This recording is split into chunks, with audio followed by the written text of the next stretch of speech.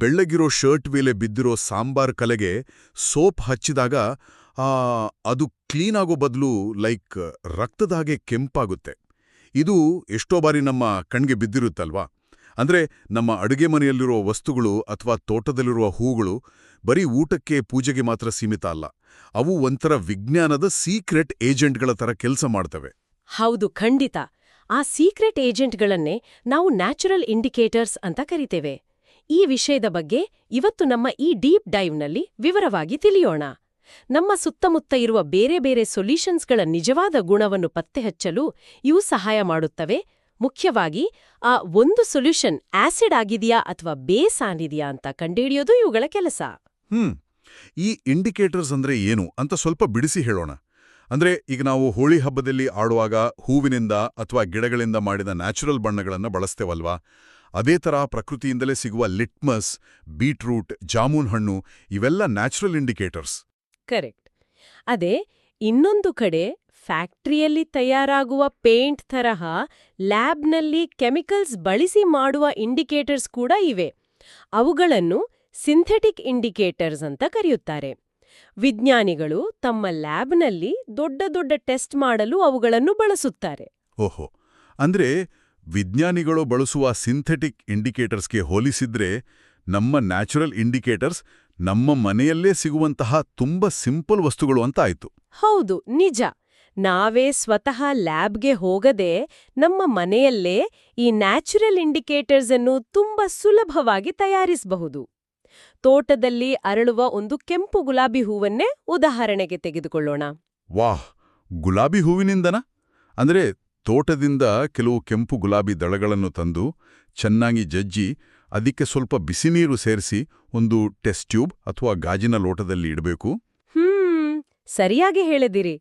ಸ್ವಲ್ಪ ಹೊತ್ತಿನ ನಂತರ ಆ ನೀರು ಆಕರ್ಷಕವಾದ ರೆಡ್ ರೋಸ್ ಎಕ್ಸ್ಟ್ರಾಕ್ಟ್ ಆಗಿ ಬದಲಾಗುತ್ತದೆ.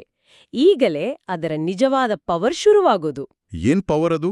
ಹೇಳ್ತೀನಿ ಕೇಳಿ. ಈ ರೆಡ್ ರೋಸ್ ಎಕ್ಸ್ಟ್ರಾಕ್ಟ್ ಅನ್ನು ಆಸಿಡ್ಸ್ ಇರೋ ಸೊಲ್ಯೂಷನ್ಗೆ ಹಾಕಿದ್ರೆ ಅದು ಕಡು ಕೆಂಪು ಬಣ್ಣಕ್ಕೆ ತಿರುಗುತ್ತದೆ. ಅದೇ ಬೇಸಸ್ ಇರೋ ಸೊಲ್ಯೂಷನ್ಗೆ ಹಾಕಿದ್ರೆ ಟಕ್ಕಂತ ಹಸಿರು ಬಣ್ಣಕ್ಕೆ ಬದಲಾಗುತ್ತದೆ. ಒಂದು ನಿಮಿಷ. ಕೆಂಪು ಬಣ್ಣ ಹಸಿರಾಗುತ್ತಾ? ಇದು ಒಂಥರ ರಸ್ತೆ ಟ್ರಾಫಿಕ್ ಸಿಗ್ನಲ್ ತರ ಇದೆಯಲ್ಲ. ಆದರೆ ನನಗೊಂದು ದೊಡ್ಡ ಡೌಟ್ ಇದೆ. ತಾನು ಆಸಿಡ್ಸ್ ಒಳಗಿದ್ದೇನೋ ಅಥವಾ ಬೇಸಸ್ ಒಳಗಿದ್ದೇನೋ ಅಂತ ಈ ಎಕ್ಸ್ಟ್ರಾಕ್ಟಿಗೆ ಹೇಗೆ ಗೊತ್ತಾಗುತ್ತೆ? ಅದಕ್ಕೇನು ಕಣ್ಣಿದೆಯಾ? ಖಂಡಿತ ಕಣ್ಣಿಲ್ಲ. ಆದ್ರೆ ಅದರ ಒಳಗೆ ಪುಟ್ಟ ಪುಟ್ಟ ಮಾಲಿಕ್ಯೂಲ್ಸ್ ಇರ್ತವೆ. ಆಸಿಡ್ಸ್ ಮತ್ತು ಬೇಸಸ್ಗಳ ರಾಸಾಯನಿಕ ಗುಣಗಳು ಬೇರೆ ಬೇರೆ. ಈ ರೆಡ್ ರೋಸ್ ಎಕ್ಸ್ಟ್ರಾಕ್ಟ್ನ ಮಾಲಿಕ್ಯೂಲ್ಸ್ ಆಸಿಡ್ಸ್ ಜೊತೆ ಸೇರಿದಾಗ ಒಂದು ರೀತಿಯ ಆಕಾರ ಪಡೆದುಕೊಳ್ತವೆ. ಅಂದ್ರೆ ಶೇಪ್ ಬದಲಾಗುತ್ತೆ. ಹೌದು. ಅದೇ ಬೇಸಸ್ ಜೊತೆ ಸೇರಿದಾಗ ಒಂದು ಸ್ಪ್ರಿಂಗ್ ಅನ್ನು ಎಳೆದಾಗ ಅದರ ಆಕಾರ ಬದಲಾಗುವಂತೆ ಈ ಮಾಲಿಕ್ಯೂಲ್ಸ್ಗಳ ಆಕಾರ ಸಂಪೂರ್ಣವಾಗಿ ಬದಲಾಗುತ್ತದೆ. ಓಹೋ, ಅಂದ್ರೆ ಆಕಾರ ಬದಲಾದಾಗ ಅವು ಬೆಳಕನ್ನು ಬೇರೆ ಬೇರೆ ರೀತಿಯಲ್ಲಿ ರಿಫ್ಲೆಕ್ಟ್ ಮಾಡುತ್ತವೆ ಅಂತಾಯ್ತು. ಅದ್ಭುತವಾಗಿ ಊಹಿಸಿದಿರಿ. ಆಕಾರ ಬದಲಾದಾಗ ನಮ್ಮ ಕಣ್ಣಿಗೆ ಕಾಣಿಸುವ ಬಣ್ಣ ಕೂಡ ಬದಲಾಗುತ್ತೆ. ಆಸಿಡ್ಸ್ನಲ್ಲಿ ಅದು ಕಡು ಕೆಂಪಾಗಿ ಲೈಟ್ ರಿಫ್ಲೆಕ್ಟ್ ಮಾಡಿದ್ರೆ, ಬೇಸಸ್ನಲ್ಲಿ ಆಕಾರ ಬದಲಾಗಿ ಹಸಿರು ಬಣ್ಣವನ್ನು ರಿಫ್ಲೆಕ್ಟ್ ಮಾಡುತ್ತದೆ. ಅರೆ ವಾಹ್, ಇದು ಕೇವಲ ಬಣ್ಣದ ಆಟ ಅಲ್ಲ, ಇದು ಸಂಪೂರ್ಣವಾಗಿ ಮಾಲಿಕ್ಯೂಲ್ಸ್ಗಳ ಆಕಾರದ ಮೇಲೆ ನಿಂತಿರುವ ವಿಜ್ಞಾನ. ನಿಜ.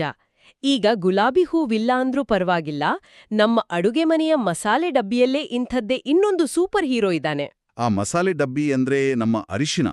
ಶುರುನಲ್ಲಿ ಆ ಸಾಂಬಾರ್ ಕಲೆ ಬಗ್ಗೆ ಮಾತನಾಡಿದ್ವಲ್ಲ, ಅದಕ್ಕೂ ಇದಕ್ಕೂ ಏನೋ ಕನೆಕ್ಷನ್ ಇದೆ ಅನಿಸ್ತಿದೆ ನನಗೆ. ಹೌದು, ಖಂಡಿತ ಇದೆ. ಸ್ವಲ್ಪ ಅರಿಶಿನದ ಪುಡಿಗೆ ನೀರು ಸೇರಿಸಿ ದಪ್ಪನೆಯ ಪೇಸ್ಟ್ ಮಾಡಬೇಕು. ಆ ಪೇಸ್ಟನ್ನು ಒಂದು ಫಿಲ್ಟರ್ ಪೇಪರ್ ಮೇಲೆ ಸವರಿ ಬಿಸಿಲಿನಲ್ಲಿ ಚೆನ್ನಾಗಿ ಒಣಗಿಸಿದ್ರೆ ನಮಗೆ ಟರ್ಮರಿಕ್ ಪೇಪರ್ ಸ್ಟ್ರಿಪ್ಸ್ ಸಿಗ್ತವೆ. ಓಕೆ, ಅಂದ್ರೆ ನಾವು ಮನೇಲೇ ಪೇಪರ್ ಸ್ಟ್ರಿಪ್ಸ್ ಮಾಡ್ಬೋದಾ? ಹೌದು.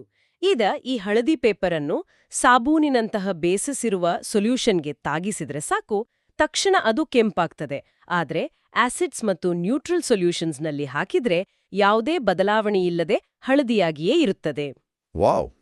ಅಂದ್ರೆ ಆಸಿಡ್ಸ್ ಮತ್ತು ನ್ಯೂಟ್ರಲ್ ಸೊಲ್ಯೂಷನ್ಸ್ ಬಂದಾಗ ಇದು ಸುಮ್ಮನೆ ಮಲಗಿರ್ತದೆ, ಬೇಸಸ್ ಬಂದಾಗ ಮಾತ್ರ ಎಚ್ಚರವಾಗಿ ಕೆಂಪಾಗುತ್ತೆ.